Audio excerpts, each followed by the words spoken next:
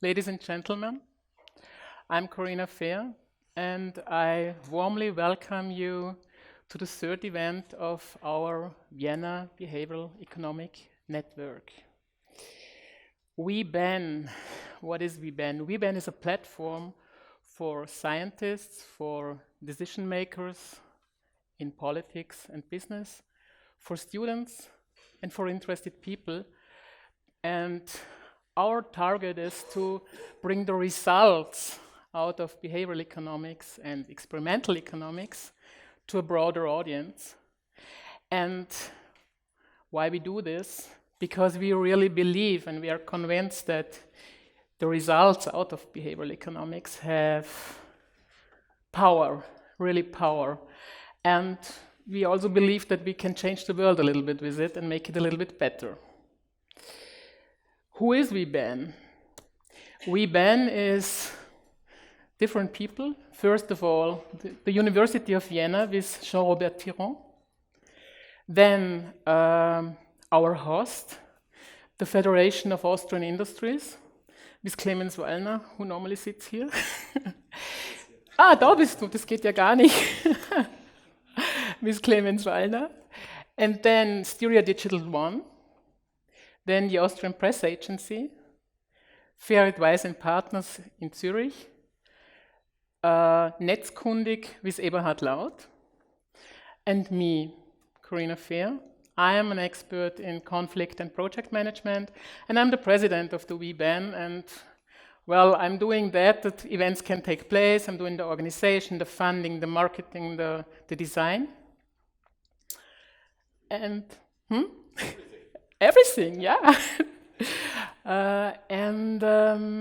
Today, what we are doing today we have two speakers. Our keynote speaker is Uri Gneezy from the University of San Diego, and he tells us about how incentives lead to better performance. And we have Rudolf Vogel from the Raiffeisen International Bank. He is head of human resources and he's responsible for 50,000 employees. And he tells us the practical views about incentives, performance, and motivation. And some of you may have heard of Uri Gneezy. But there's one person in the room who's really predicted to announce him, and that's Jean-Robert Tyran. Jean-Robert, the floor is yours. Okay, thanks. Hey. Okay, welcome everyone to this event of the Vienna Behavioral Economics Network, the third event already, and I'm speaking to you, as the chairman of the Scientific Advisory Board, which we recently created to kind of guide the scientific content of this evening. So our main task is really to determine the academic speakers that are presenting here. And that sounds like an easy job, but I think it's actually a very difficult job because we have set our aims very high. We want, on the one hand, we want absolute top speakers, academic top speakers, to be here, to be able to transfer, to present you the latest research in behavioral economic and experimental economics. But on the other hand, we're also looking for people who are able to communicate their research to a broad audience, someone who is concerned with applying insights of behavioral economics to real life. After all, as Corinna has pointed out, that's the main purpose of this event, to transfer ideas from academia into the broader society and to engage into a dialogue. That's also why we have a third part here of this event where we will discuss and have drinks and a little finger food at the end, where we can do some networking and some exchange of ideas. So this is not an easy job. Finding someone who can do both of these things is not easy. Unfortunately, many academics in academia who are brilliant enough to publish in Econometrica are often not able to explain their ideas to lay people in an accessible way.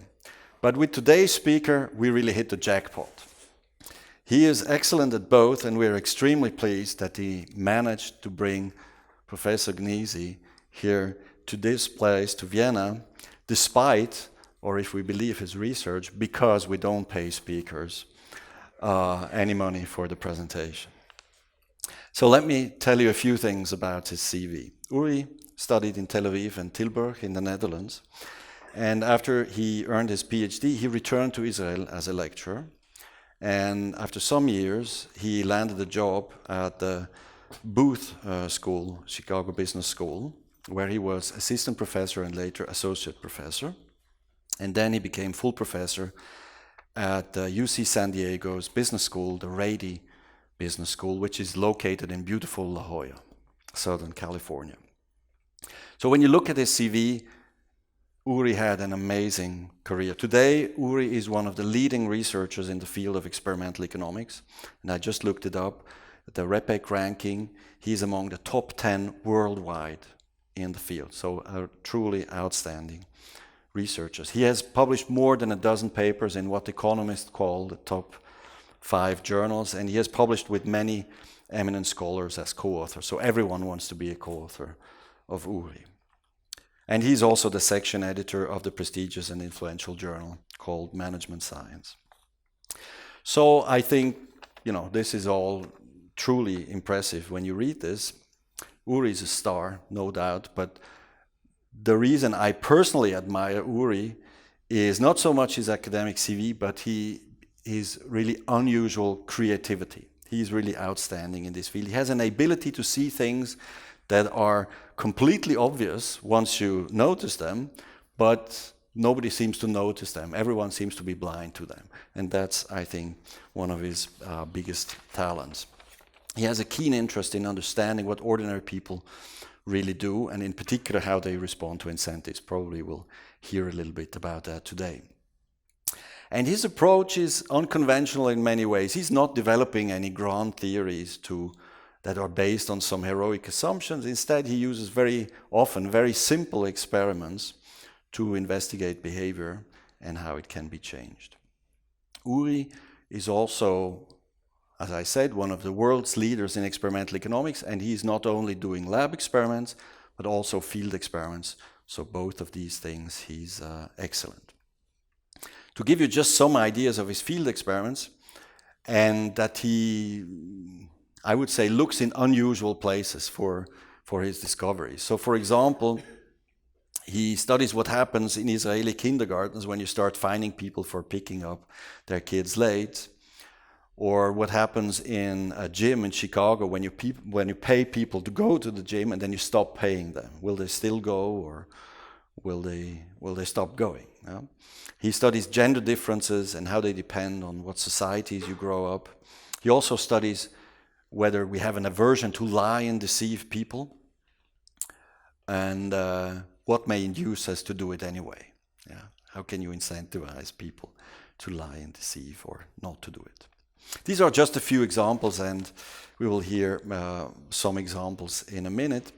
But I would like to emphasize that Uri's research is not only driven by a deep curiosity to understand how things really work. He also wants, as Corinna pointed out, to use insights from behavioral economics to better our conditions. And that's why you are one of the ideal people in this world to be at this event. He uses incentives to improve good habits and to decrease bad ones. He has a consulting company that tells companies and other organizations how to do that. So if you're here today with your business, perhaps contact him afterwards. He might offer also some good services, perhaps some competition to fair advice also. On a personal level, I know Uri as a witty, fascinating, and sometimes charming person, but I have to warn you, he also has a provocative side. Yeah? So let's see which side he will present today. Whichever it is, I have always known Uri as a very thought-provoking person, and I'm sure that his presentation will give us a lot of material to think about and to follow up upon in what Rudolf Vogel will say afterwards, and in a discussion we will have afterwards. I encourage you all to participate in discussion, ask and share your views. And if not, we have also opportunities to chat with each other afterwards over drinks and a little finger food. So please join me all in welcoming Professor Uri Gneezy.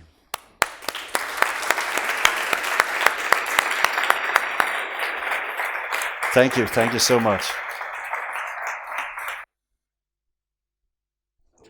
So I'm going to talk a bit about exercising, losing weight, gaining weight, and I think it relates very much to what Jean-Robert just did. I'm from Israel. You can't tell by my accent because I have a perfect British accent, but and over the years I lost about 5,000 kilos and gained 5,020, something like that.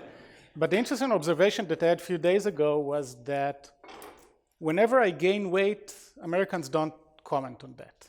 When I lose weight, they tell me I look great. That's good. And in Israel, it's just the opposite, right? So when I lose weight, people ignore it. But when I gain weight, they say, you're eating well, right? So I'm not used to people saying nice things. You know, it's not part of the culture. I'm in the US for 16 years, but still I'm learning. Thank you for the introduction. I'm going to talk with you about behavioral economics as I see it. So you, for example, Jean-Robert, you mentioned behavioral economics and experimental economics is interchangeable in some cases. And indeed, when I started experimental economics, I was in the field of experimental economics. And now I call myself a behavioral economist simply because experiments are a kind of tool that we are using, a very important tool. And like you said, we're using lab experiment and field experiment, and I'll describe mostly field experiments today, not because I don't like lab experiments. At least half of my work is still in the lab, but that's what I think is more appealing for companies, for to spread the word. The way I see behavioral economics is not as some kind of a set of tricks to manipulate behavior, especially not when you look at behavior change. I'm not going to be able to cause you to stop smoking or to exercise more simply by shifting some things. It's a much deeper thing, much deeper change that we need to make. And the challenge over there, and in many other cases, is that the incentives are there already. So the guy I like to think about is a 55-year-old overweight person that goes to the physician, and the physician tells him, look, you're pre-diabetic. If you'll walk half an hour a day, your life is going to be so much better. And this guy doesn't even do that. So it's not you should run a marathon and your life will be better, but walk half an hour a day, and then otherwise, the diabetes is a very serious disease, and it doesn't do that. The question is, how can we introduce incentives into a situation where the incentives are so strong already? So that's the challenge that I'm going to try and discuss. But the idea is that in classical economics, we started with a set of assumptions, and you don't really have to care about the validity of these assumptions in many cases because they have some kind of internal beauty. So if you have axioms, and if you have this axiom, it's a mathematical exercise in many cases. Behavioral economics doesn't have, at least the stuff I'm doing doesn't have this internal beauty. It's either it's useful or it's not interesting. And useful doesn't mean that we can necessarily take it from the experiment to the real world, but we can understand more about how people behave. And now you mentioned, and I'm going to talk a bit about things that I done early on with Aldo Rustachini about crowding out. Crowding out is when I give you incentives and it actually makes you less likely to perform this activity. I'll explain more in a few minutes maybe. But the point that I want to make now at the beginning, at the outset, is that I cannot go to a CEO of a company and tell her, look, I can design incentives that will destroy your company. Please hire me, right? You have to go and say, look, I can design incentives that will make your company amazing. The problem with this is that behavioral economists tend to overpromise relative to at least what we know how to do now.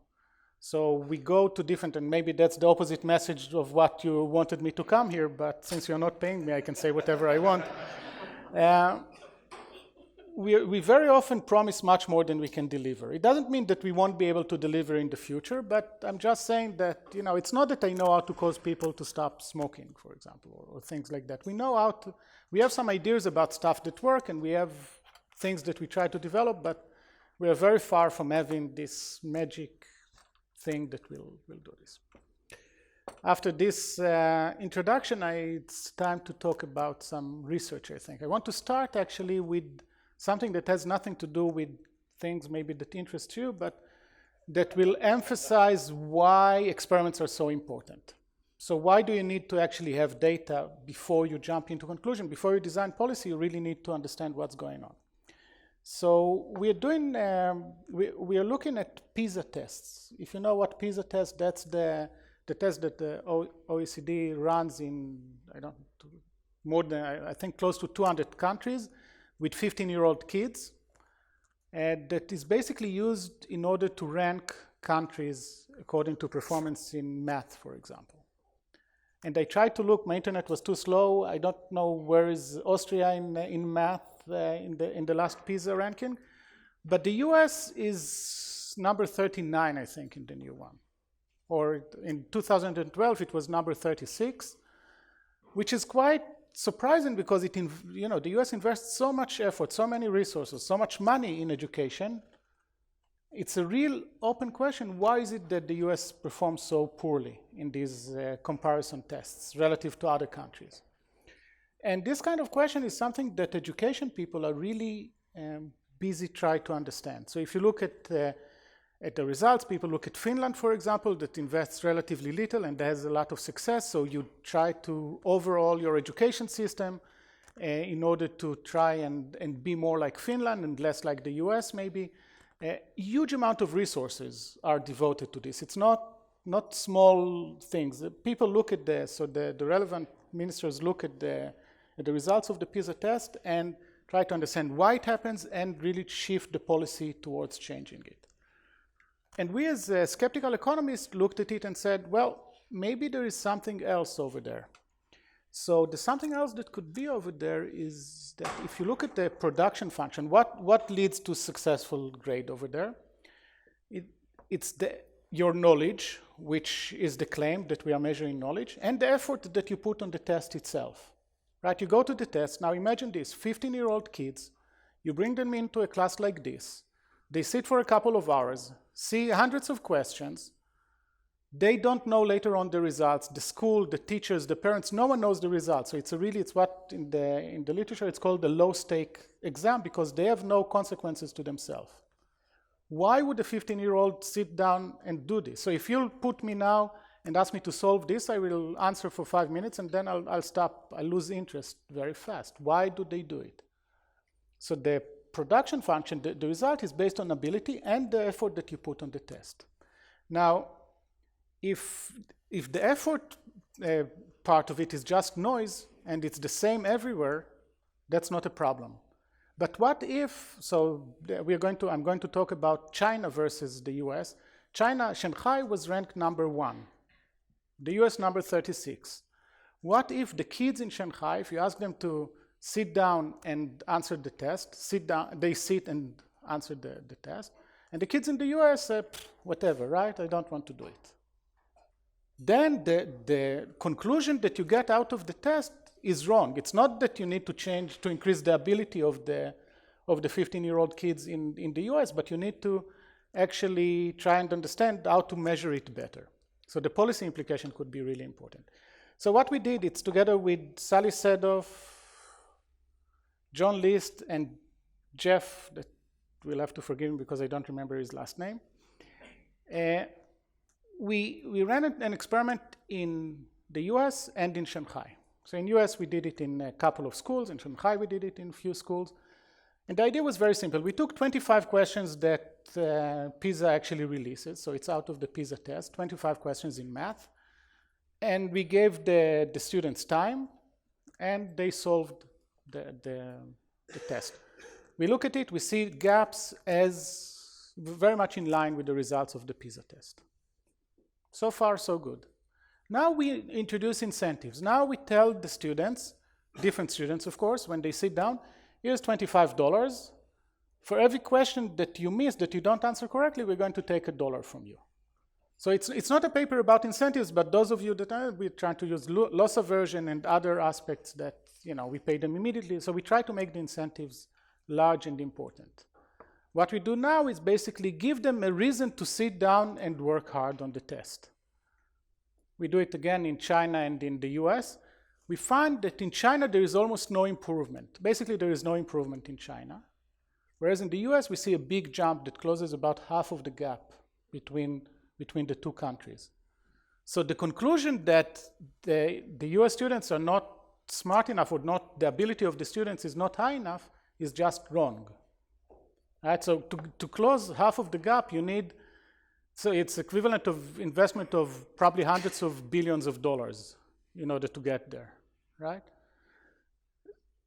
The reason I'm raising this is that the policy implication that you want, I didn't mention maybe, but the money that they get is just when they sit down to solve the test. They don't know about it in advance, so they don't study for the test. They just, when they sit down, we tell them, by the way, you're going to get this incentive. The reason I started with this is to show you the importance of using experiments in order to try and diagnose your problem correctly. You cannot solve it if you don't understand the problem, right? And that's I think, a crucial element in anything that we do in behavioral economics, at least. So there are people that write models in behavioral economics. That's something very different than what I'm doing. But if you look at the stuff that I think is more relevant here, it's really understood. It's really crucial to have the right empirical data. Okay. By the way, who do you think was affected more by incentives? 15-year-old boys or 15-year-old girls? Girls? Who thinks differently? Boys, yeah, you're right.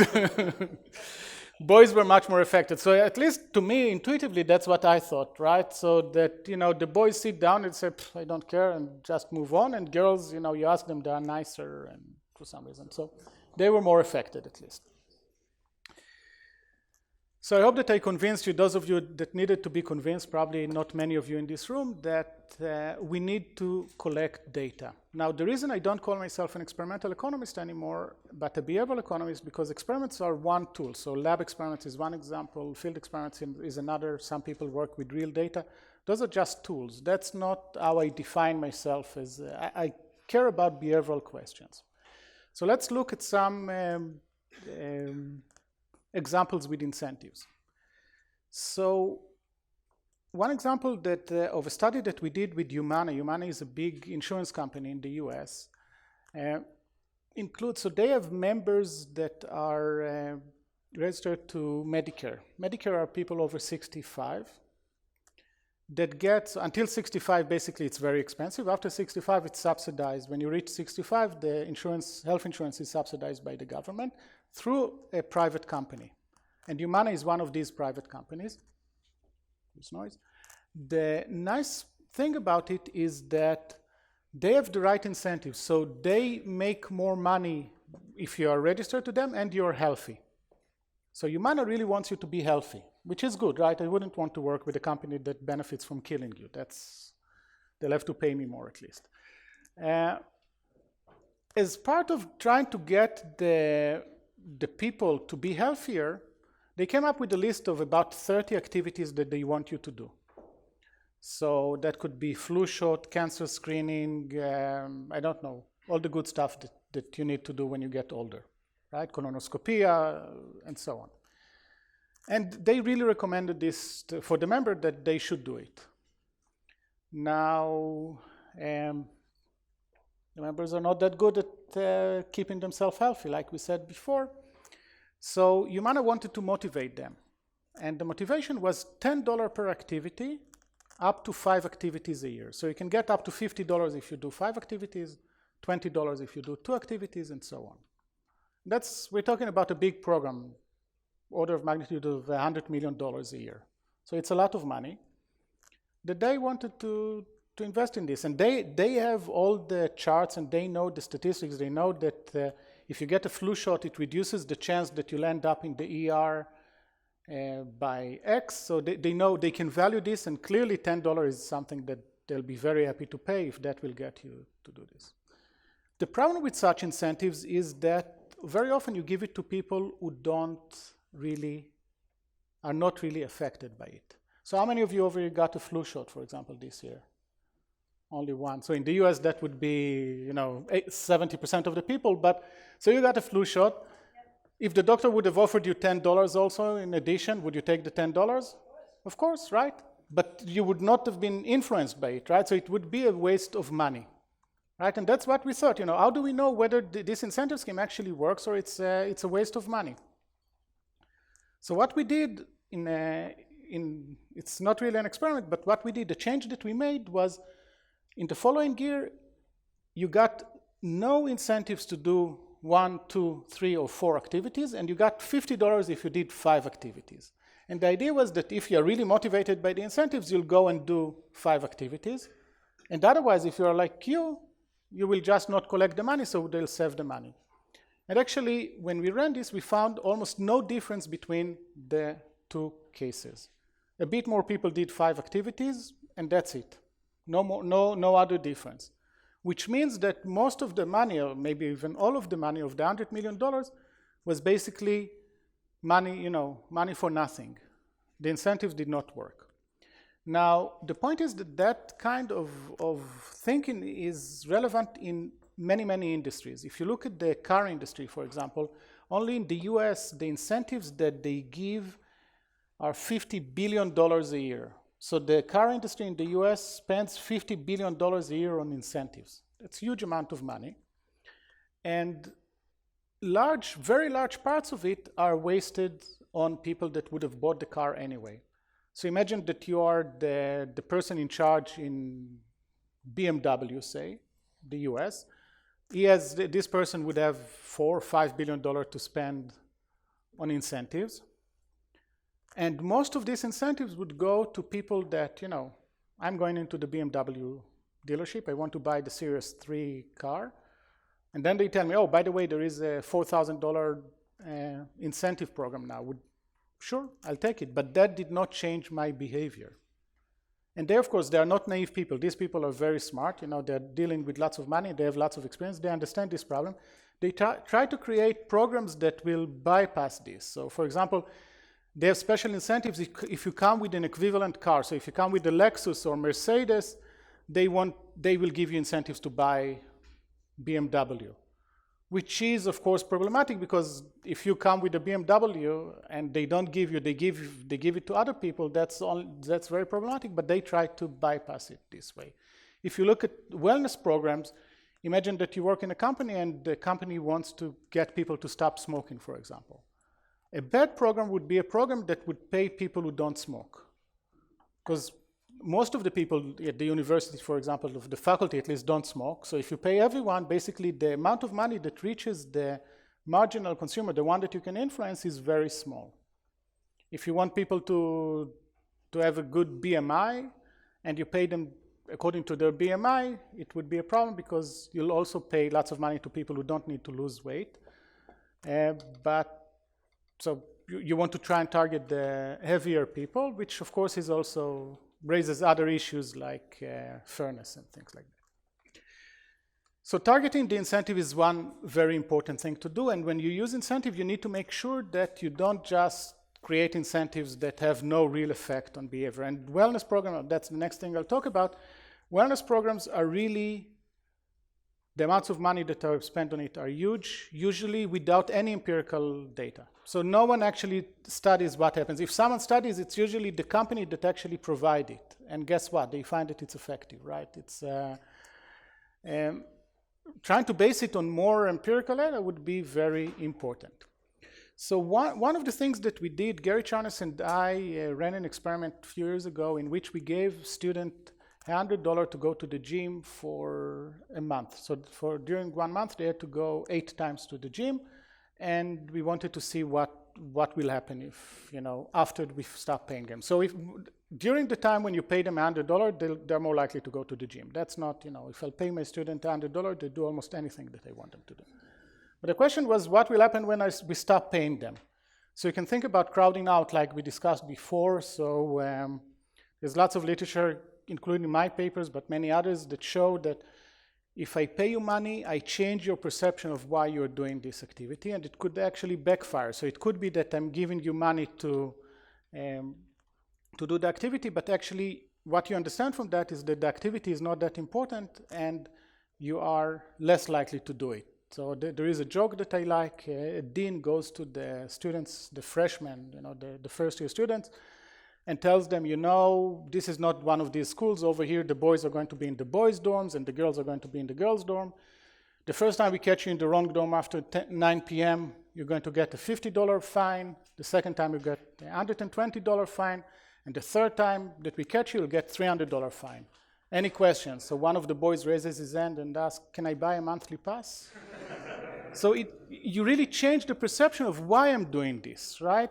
And that's bad, right? So that's not something that you want to happen. So that could be one thing that happens as a result of paying people to go to the gym. The other one could be some kind of habit formation.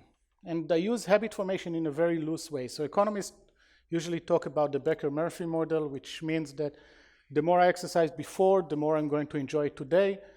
But it could be because of, you know, I just found time in my schedule. So now I know that on Monday and Thursday at 9 a.m. I go to yoga classes. Or, you know, the first time I went to the gym, it smelled horribly. And after a month, I started enjoying the smell. Could be many reasons why, but maybe we'll see something like that. What we found was, in this initial experiment, we found that after the month when we stopped paying them, the group that got paid was much more likely to keep going to the gym.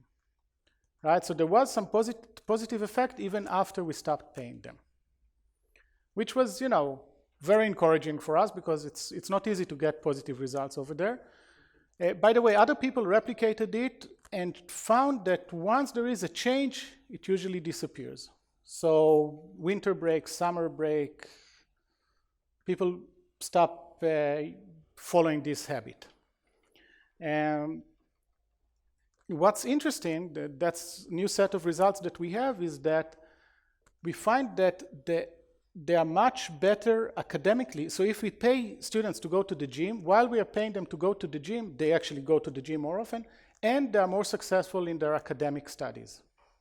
So that's a paper with Bertil and Alexander from Bergen and Gary, in which we pay people to go to the gym, and we have all the information. In Norway, you can get all the information about people. And we see that these students, while they go to the gym, they're also doing much better academically. So it seems to have some kind of benefit for this. Right? So that's a positive thing. I'll get back to wellness in a second, but one thing that, you know, the center of what I sent in the abstract, I think, I don't know if people got it as part of the email, but is about the fungibility of money. So the next few examples will be about that. And the idea is that even when incentives work, very often we can make them work even better. It's not enough that they work. So in one study, we worked with Edmunds.com. It's a company in LA. If you look for a car in the US, you put in Toyota Camry, you'll get few, it's called third-party websites that will give you reviews of cars, will tell you which car is better. And then once you're ready to purchase, you put in your zip code, and they show you ads from dealerships that has the same car in your neighborhood. And Edmunds.com is being paid when you click on the ad and submit your details to the dealership such that they can call you and talk with you about selling you the car.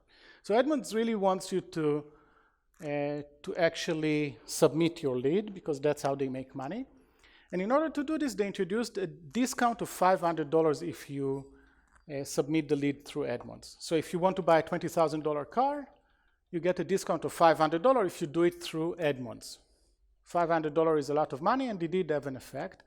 The problem is that very often we think about differences, about values, not in absolute terms, but in relative terms. So while $500 is a lot of money, it's not that much relative to $20,000. So Kahneman and Tversky have these examples that I'll give my version of it. Imagine that you want to buy a mouse for your computer, and it costs $100. You go to the shop, and the salesperson tells you, you know, if you'll go 10 minutes away, you can buy it for $20 less. Many of us will do that.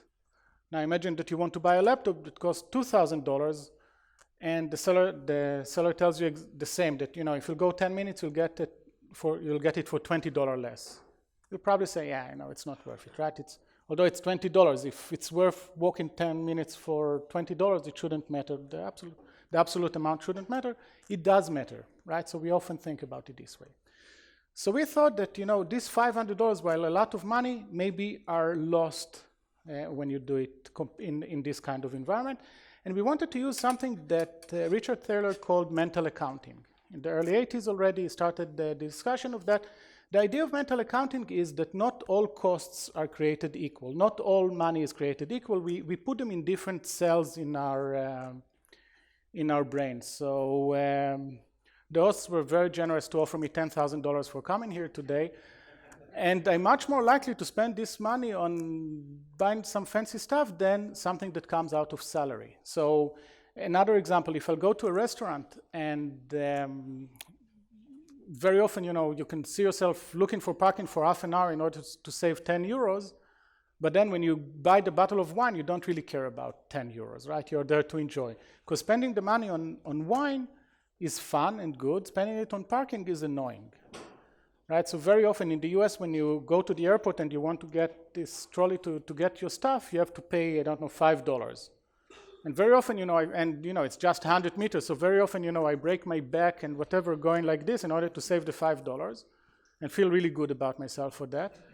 And then I go and buy in Starbucks, I don't know, coffee that costs $12 over there. And that's fine, it's coffee. I'm not that cheap, right? It's just different kind of. We wanted to see whether we can use this kind of logic in incentives in order to improve incentives. So we looked for something that people don't like spending money on that relates to cars. And we thought that, paying for gas is something that we don't like to do. And $500 for gas is a lot of money, right? So I'm not going to compare it to the 20,000 as much because, it's different. We thought that that would be much more effective. So we ran the experiment. It's done online, so it's very easy to do. Well, relatively easy to do. $500 discount was effective. $500 in gas card was way more effective. Significantly, both statistically and economically more effective. And we actually we played with the amount of the gas card down all the way to $200. And it was still more effective than $500 discount. Right, so $200 in gas card was more effective than $500 in discount. And first of all, it shows that it's the first example that this fungibility principle is broken in a sense, right? That you can use it for incentives. As a side note, it also shows you why experiments are so important, because no one in his right mind, if you'll ask someone, what do you prefer, $500 discount or $200 in gas card? No one would say $200 in gas card. But when you look at behavior, at actual behavior, you see that it's more effective. Right? And that's the kind of things that, again, if you want to motivate people, it's important to understand. So inspired a bit by the success of this, we wanted to use it in a more wellness-related environment. And we did it in Singapore with taxi drivers. Now, taxi drivers have health issues because they sit 10, 12 hours a day and they don't do any physical activity during this time. Very unhealthy for them. It's, by the way, also very unhealthy for us. I have this walking station now that when I work, I can walk, and that's amazing, highly recommended. But taxi drivers have health issues. The company told us, can you help us get them to walk more? For us, it's a really good objective because the company really thinks stuff that we don't know if it's true. We don't know if walking more will actually help the company. But we don't need to care about it. Well, we're going to measure it, but we care about achieving the goal that the company stated to us. Can we use incentives to actually get people to walk more? And we know that if we'll pay them, they'll walk more. Again, we wanted to see whether we can use the fungibility principle in order to get this result. So we defined a goal. The goal was walking 7,000 steps a day. By the way, do you know how many steps you're supposed to walk every day?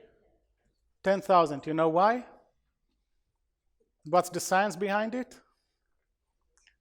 I learned just last week. So it turns out that the first Fitbit that came out of Japan could count only until 10,000. So that's the 10,000, right?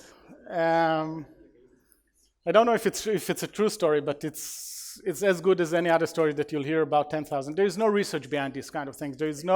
It's really all very problematic. By the way, as a side note of that, I'll talk about depression in a second. So to make you happy, I'll talk about depression.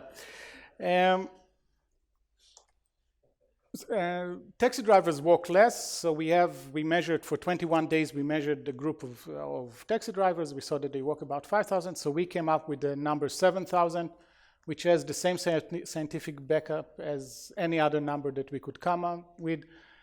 When you run experiments like this that takes a couple of years and a lot of money, very often you have to make arbitrary choices because you can't test. We can't test 7,000 and 8,000, it's just not feasible. So we came with something that, based on the goal literature, that it's better than what they're doing now, but not unattainable, right? If you would have asked them to walk 25,000 a day, they wouldn't. So we gave them a goal of walking 7,000 steps a day for 20 days a week. 20 days a month, that's easier. And so for every driver that we have, the first 21 days we just measured how many steps they walked. Then for 4 months we gave them this incentive, and the incentive was if you meet the target, you get $100 at the end of the month. That's the regular incentives. And the other one, we looked for something that is aversive for them. Something that they really hate paying for is the rent of the taxi. So every day that they go to work, they have to pay a daily rent of $100 for the taxi itself, to the company. And when you drive with the drivers, they'll often tell you, until noon I drive to cover the rental cost, then until 2 the fuel cost, and only then I start making money. So it's something that they really hate and is very strong in their mind. So again, like with the gas cards, we thought that it might be more effective. So one group gets $100, the other group get this day off of the lease for 4 months, and then we followed up again, and we saw that the $100 were effective. The increase in the number of steps when we used the daily rent was double than the $100. And it's really interesting because in this case, they were paid exactly the same. It was transferred into their bank account. We just called it differently. Instead of calling it $100, we said the day lease of your car. That's the only difference between the two. And yet the effect was more than double when we did it this way. So, and by the way, maybe later you'll ask me about how do we know that they don't cheat, because with the Fitbit you can cheat, you can give it to your son or whatever. And some of them did cheat. So some of them walked like 300,000 steps a day, which is, it's like a few marathons a day. We know it because we had also 3 months later in which we followed up without giving them incentives. So we gave them incentives to come and be tested by us, so we can look at it, but we didn't pay them to actually meet the target. And yet we saw the same increase. It went down a bit, but not by a lot. So we saw some kind of habit formation and much stronger habit with the group that got the rental. So the fungibility stuff is important. Now, the depressing thing that I wanted to say about depression is true in general about physicians, about doctors. So if you ask psychiatrists what will help against depression, what's the best thing against depression other than all the drugs that they have? Exercising. Every psychiatrist that I asked, and if you look at the textbook, exercising is really good against depression. And every psychiatrist can tell you his or her story about the patient that they had and nothing helped until they started exercising. And of course they get the causality completely, they don't understand what we mean by causality. And people who know people with depression know that it's not that someone depressed, you can't get them to go and brush their teeth. They start exercising when they feel better. They don't feel better when they start exercising. Or maybe they do, but there's no experiment actually that tries to control for this and try to give us the answer. Is it really exercising that makes them feel better? Or when they start feeling better, they start exercising, right? And that's just an example about, what's much of the medical profession is based on. When you talk about evidence, you talk with doctors, they really do not understand statistics, and we can try and help with some of these things. How much time do I have? 5 minutes. I can keep on talking about incentives for another few hours until the last one will fall asleep. I'll try to wrap it up, and then we can go back to some of it in the Q&A at the end. If you understand how incentives work, you can make them much more efficient. You can make them work much better than if you just throw. So very often, first of all, for economists, incentives and motivation are the same, and they're clearly not the same. And if we understand our incentive, I gave you a few examples in which either incentives don't work, or you can make them work much better if you're using the right behavioral understanding of things. So the idea is very much different than the big data kind of discussion in which you look for correlation and in trillions of data points.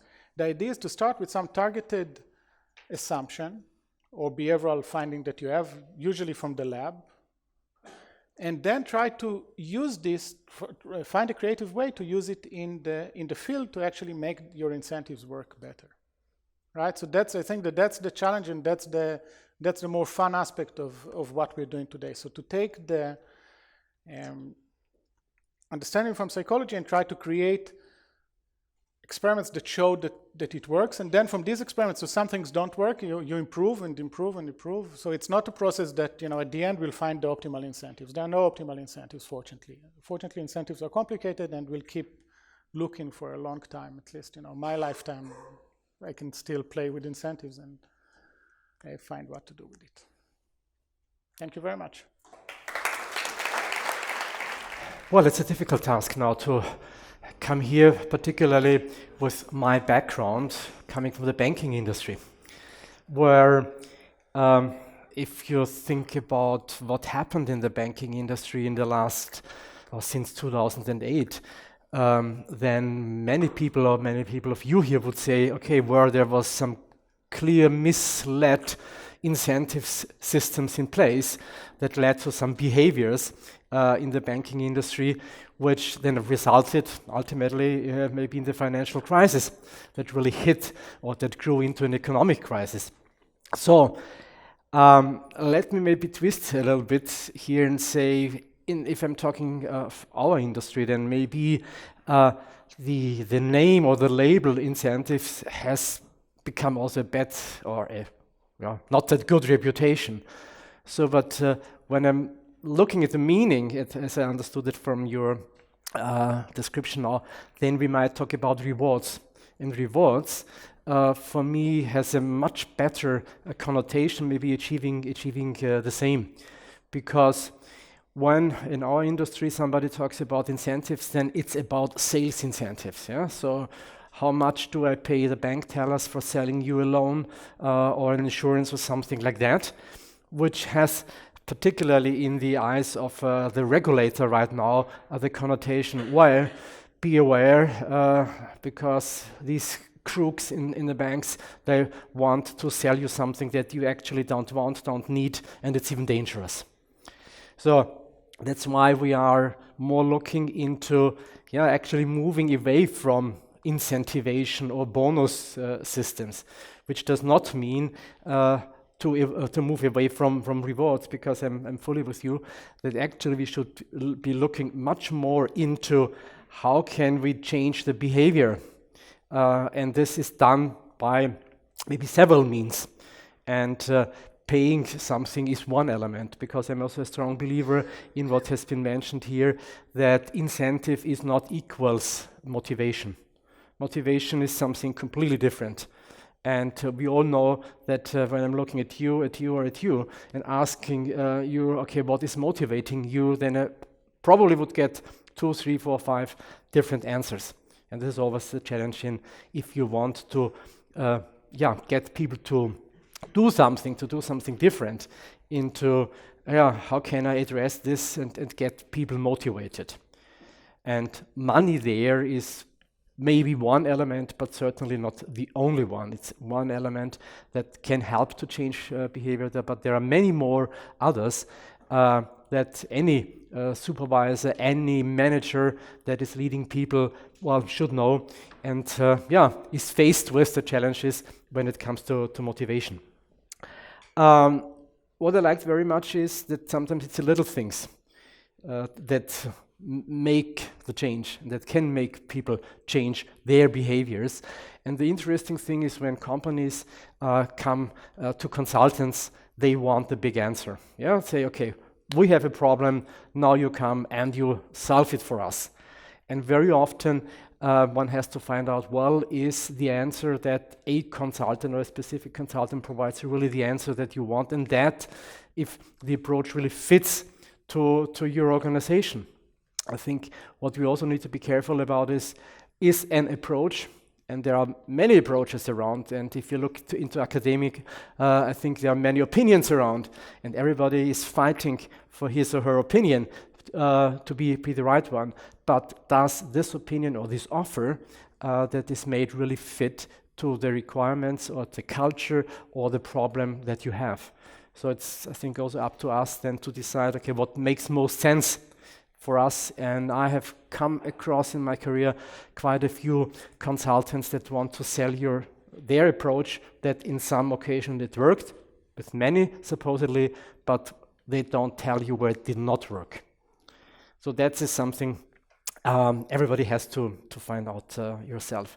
But what I like with the behavioral economics topic is that there is some data behind. Yeah?